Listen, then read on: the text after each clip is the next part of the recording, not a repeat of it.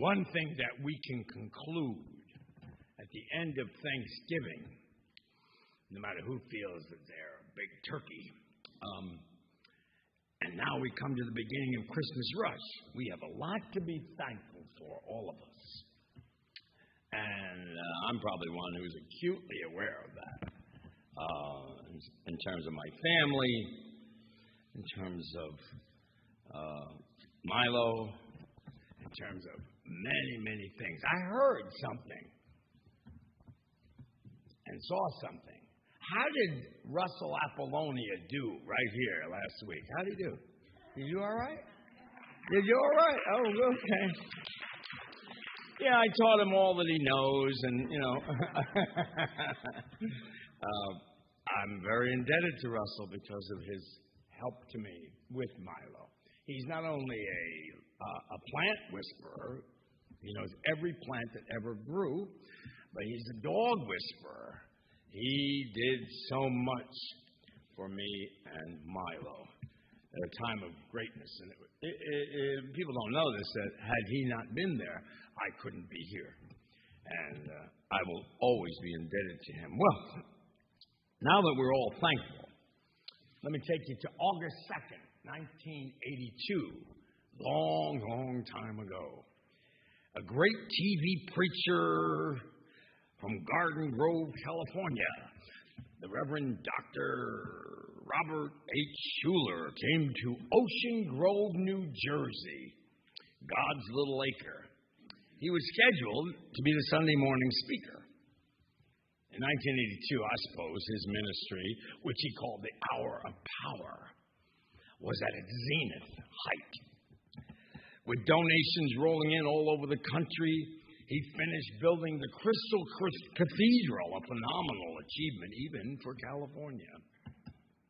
Dr. Schuller was becoming a household name throughout the entire country. I believe he achieved that. He was able to broadcast Sunday mornings, the worship services, to 20 million people every Sunday. Well, those kind of numbers make politicians and celebrities stand up, take notice. Everybody wanted to be a guest on the Hour of Power so they could give their testimony. Well, on that day in August of 1982, the Ocean Grove Camp Meeting Association invited Dr. Schuller to come to the land of Methodists to offer some inspiration. They had to guarantee that the Great Hall would be full, 7,000 people. And I don't know how much they paid for his appearance, but my guess is that it was quite an honorarium. Then things began to turn south with the advent of the internet and all the other kinds of influences in society. A ministry that Robert Schuller started in 1955 began to deteriorate. The funding was not enough to sustain all the television time and run the massive operations at the cathedral itself. And by 1995, Robert Schuller was looking to his son to take over. And that didn't work out. It seems like the young, natural segue that a lot of these television ministers do, they prep their sons to follow their steps. I believe that Joel Osteen has done that. I believe that Jimmy Swaggart has done that, and a whole myriad of, even Billy Graham has done that. And they engage in enabling their sons to carry on this ministry. Except in the case of Robert Schuller, his son, there was an in-house bickering, clear from the get-go that Robert A. Schuller would never replace Robert H. Schuller, his father. And as Dr. Robert H. Schuller was coming close to receiving his own final reward, the ministry he cultivated so well and effectively could not hold up under the massive weight of all the new considerations that weren't there when the cathedral was first built. So grandson Bobby Schuller took over, and they met in some hotel ballroom. Robert Schuller outlived his life work. And he saw with his own eyes the collapse of almost the whole thing he started at a drive-in theater He actually got on top of the drive-in theater, the concession stand, and he preached while his wife played the organ. I don't know how they got her or the organ up there. And he allowed people to come and park their cars and stay in their cars and listen in on the speaker of the drive-in theater. Well, when he spoke at Ocean Grove, the Great Hall, I did have a chance to speak with him.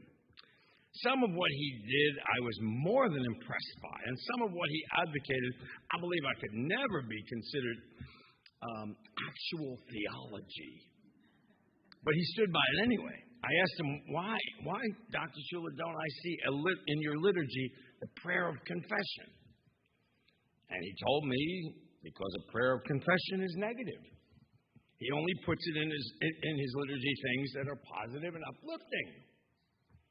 It was astonishing that he told me those words with a straight, cheerful face.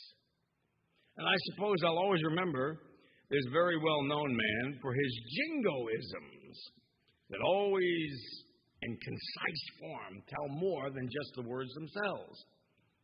One such jingle that stuck with me for I don't know why, all these years, is the phrase, tough times don't last, but tough people do. Now, I don't particularly like jingles per se, but that one stuck with me. We all remember COVID-19. 19 being that's the year it started. And most people have gotten the shots and the boosters to ward off getting COVID, and they still got it. I never thought in my wildest imagination I would ever see an entire world sort of shut down.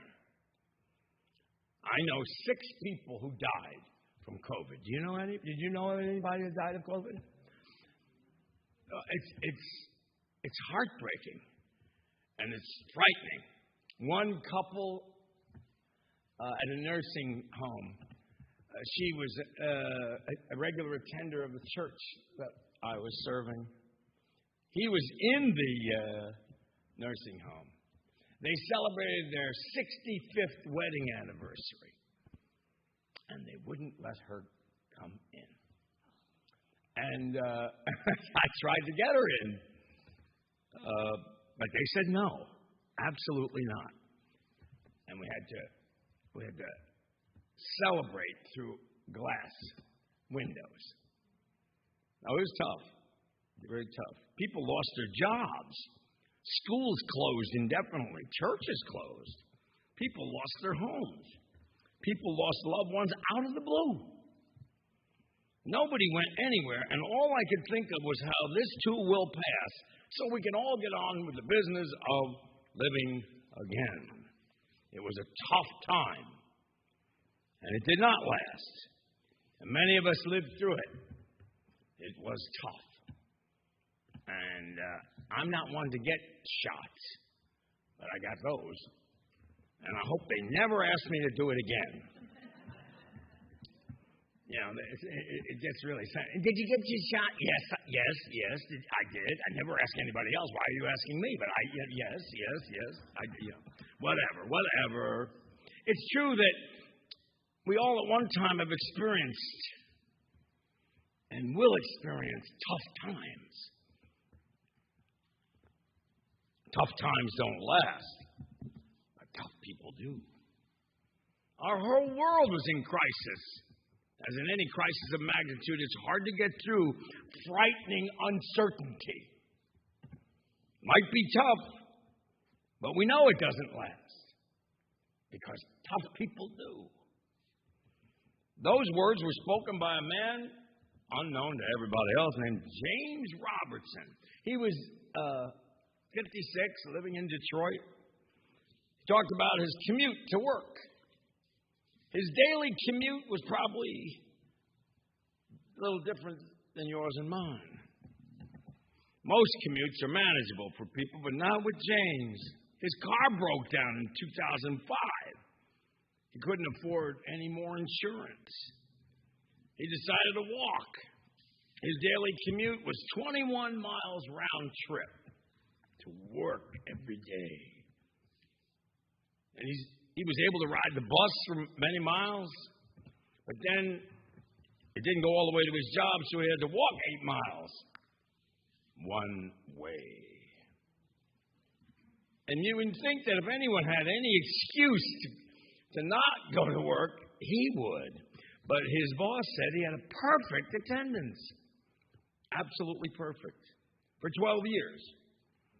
Now, despite the long and difficult commute, he never complained, but he was thankful that he had a job.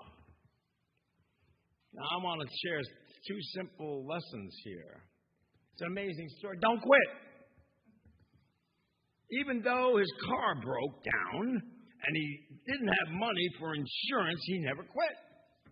Instead, he took a tougher, more rewarding route of overcoming the hardship. He took the bus. He walked the rest of the way, even in bad weather. In doing so, he earned the respect of so many. Other people can be inspired by our examples if you and I handle difficulties with great courage and perseverance. I grew up hearing the old adage, when the going gets tough, the tough get going. We at all times might find ourselves in tough situations. I don't know what yours are. I'd like to. But I know that you had tough situations. And it's hard. Maybe you can't go on, you think. Maybe you don't know what's going to happen. But it's tough. Sometimes we experience setbacks. Sometimes somebody that we love doesn't love us back. Sometimes we lose our job because of reasons we have no idea. And then we have no money to live in the space that we rent or have a mortgage with. What keeps you going? What? And the second thing I would like to ask is, look to help from others along the journey. And have you? I've done that. When I was at my lowest point, lowest point, people have rallied to my side. Anyway, with James, in his situation, one college student put up a Fund Me page and inspired others to help. And some people even offered their cars. James received help from others. Don't be unable to do that. The prophet Isaiah, in the good book that they worship, wrote, "It's a great virtue to divide your bread with the hungry and bring the homeless poor into the house. When you see the naked, to cover him or her, not to hide yourself from your own flesh. And then your light will break out like the dawn, and your recovery will speedily spring forth, and your righteousness will go before you." Reaching out, helping other people also helps us get through tough times. I mean, I'm looking at all of you. I don't think there's anybody here that the other people who are sitting near you right now would let fall into the pit of despair. People would say, how do we help them? The best way to deal with our trials is look how we can help along the way others who are having difficulties. And you know there are people. Maybe you're the one who has the difficulties. Maybe you don't know what your future's going to be. Maybe you don't know about your illnesses, or who knows what your reasons are. When we help other people, our issues seem somewhat smaller in comparison. So don't quit. Overcome your difficulties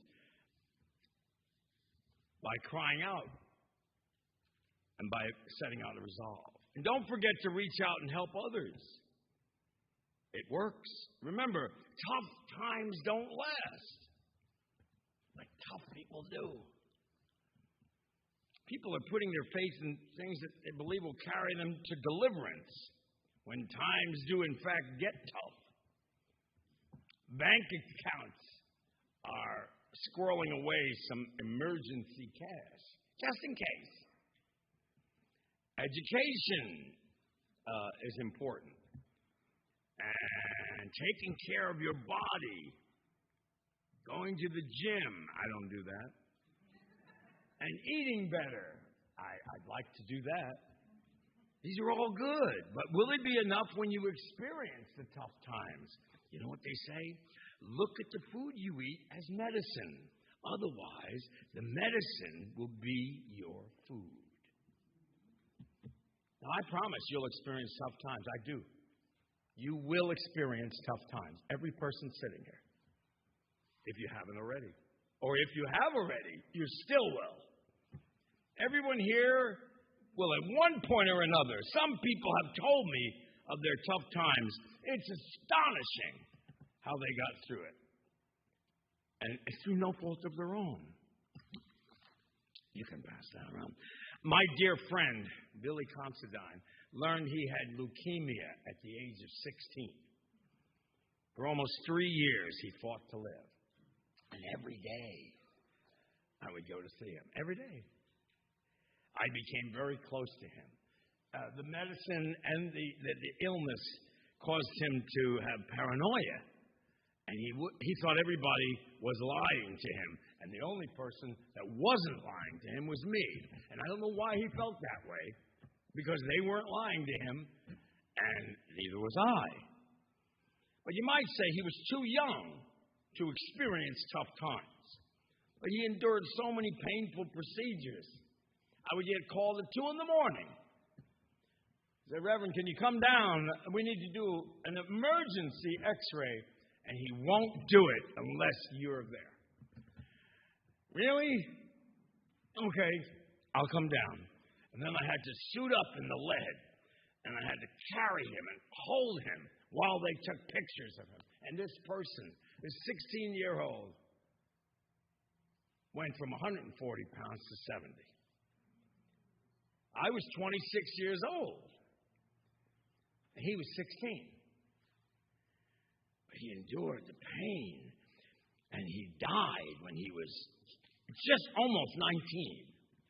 Had he lived, he'd be 60 this year. And one cold January night, I was called again to his bedside. He trusted me. And for that, I'll always be thankful. We were watching baseball. We always used to watch TV together. I would spend almost all day with him because there was something that I needed also. And I didn't know what that was until I met him. And I get, wow, look at that. There's the Yankees. And I said, look, in the dugout. Look, see, that's Yogi Berra. I know Yogi Berra. He said, boy, I'd love to meet him. Really? Well, maybe we can work on something like that. Yogi went with me to see him. And I was 26 in that picture that you're looking at there. Well, one cold January, I was called to his bedside. He didn't want me to know how bad the leukemia had become. Nobody told me. He was bald and he lost his eyesight, coughing up blood. But there he was, sitting there watching TV with me. And on a whim, I went over to him because he's watching TV. On a whim, I just went like that. And he didn't flinch. He couldn't see anymore. But he didn't want me to know. So he was going through the motions, I guess. I don't know. And so I said, okay, Billy, I got to go now. I'll see you in the morning. I will be praying for you. Oh, what a mistake that was. We never talked that way to each other, ever. And I knew the moment I had said it, you ever say something that you can't take back? Oh, gee. Well, I knew he was going to pick up on it. I couldn't take it back. So slowly he asked me, you're going to pray for me? I said, yes, of course. Now good night. I'm trying to get the light on. I'm trying to get out of there. And almost turned off the light. He said, what are you praying for? Oh. Well, I'm praying for you to get better. Now get some sleep. Good night. almost got out. And then he did. Do you have faith that I'm going to get better? Yes. I knew I couldn't lie to him because if I lied to him, he's too shrewd for that. Yes, I have faith you'll get better. Now, good night, Billy. And he knew he had me. I knew he had me. And he said, if I don't get better, will you still have faith?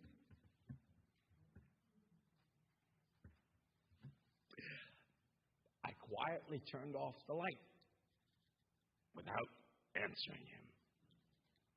And I walked home. I left my car at the hospital and walked home. It was raining. And I realized why I met Billy. I really believe there are no coincidences. I thought that it was a battle between me and God, right? Remember the movie Forrest Gump? You call this a storm? Remember that? Well, I'm here. Remember? Remember that? That was me with Billy. And I wanted to save him. But the reality was that he was saving me. He taught me so much in the midst of the pain. Oh, he knew that he was going to die. And I never met anybody that knew it and told me that. He drifted into a peace which passes all understanding. He taught me how to live. And he taught me how to die. I don't know if anybody here has ever become acquainted with Alcoholics Anonymous, but it's a 12-step program. I've done a lot of speaking at it. There was one church that I served, they had like 15 Alcoholic Anonymous meetings every week in their church. So they asked me to give a pep talk to people who were there. Whatever they were doing, drinking or drugging, and whatever they're doing or not doing. Well, one man I spoke to said he's in his 8,996 day of sobriety. He didn't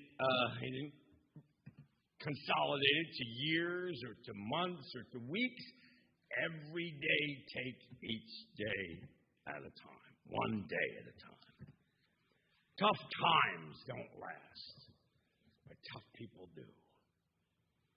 Now, there was an under-acknowledged movie, maybe you saw it, where Sally Field won the Academy Award for Best Actress, Places in the Heart.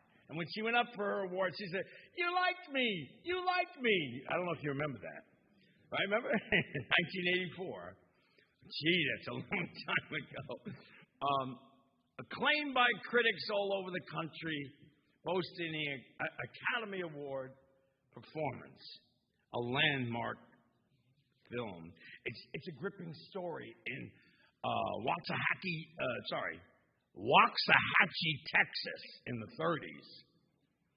And Sally Field played Edna Spaulding and her unending struggle against extraordinary tough times. It's a portrait of a time and place of people in the 1930s against this depression-torn background. Unforgettable characters meet and collide, like Mr. Will, played by John Malkovich, a blind boarder who sees all too clearly the bigotry of the time. Mose, the black man who knew a lot, especially about growing cotton, but he knew his own place in white southern town. And then there was Ed Harris, who played Wayne, and a couple of other people who were decent people caught up in adulterous relationships that threatened marriages. Well, they leave an indelible impression of faith, courage, love, and most of all, endurance. All of them were going through tough times. Every last one of them. And she goes to the bank. And the banker just concludes, this is a bad situation. A black teenager fooling around, foolishly, slipping his gun. It went off and killed her husband, the sheriff. And she's now confronted with giving up her farm and her children. And she made it clear to that banker who backed off, I'm not giving up my children. There's something about a mother's statement that overrides everybody else's. And he backed away. Well, now, okay, so then let's figure out how to. He had to teach her how to write a check. But she wasn't giving up her children. And now she's confronted with all this. And she fights back with the help of the family. And they've got their woes. But Mose knew how to work the farm. And the reason he was so vital was that she didn't know anything about raising cotton. She had to get the crops in first if she was going to get the money to keep the farm going so she could keep her children. She had to get it first. And there were acres and acres and acres of cotton.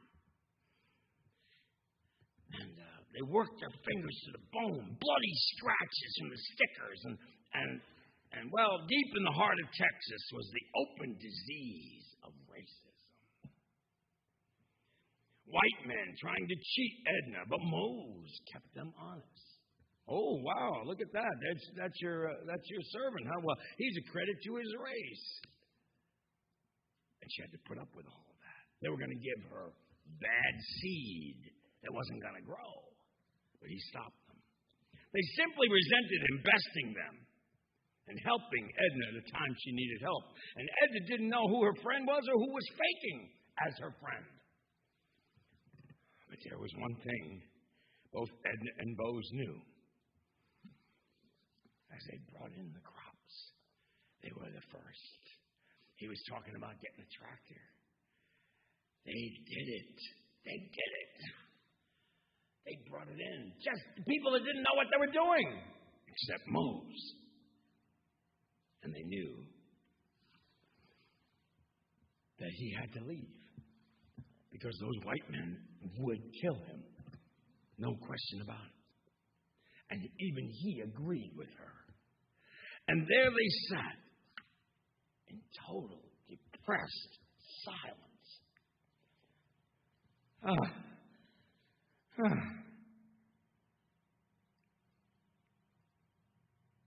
And she said, wait, Mose, you brought in the crops. You brought the crops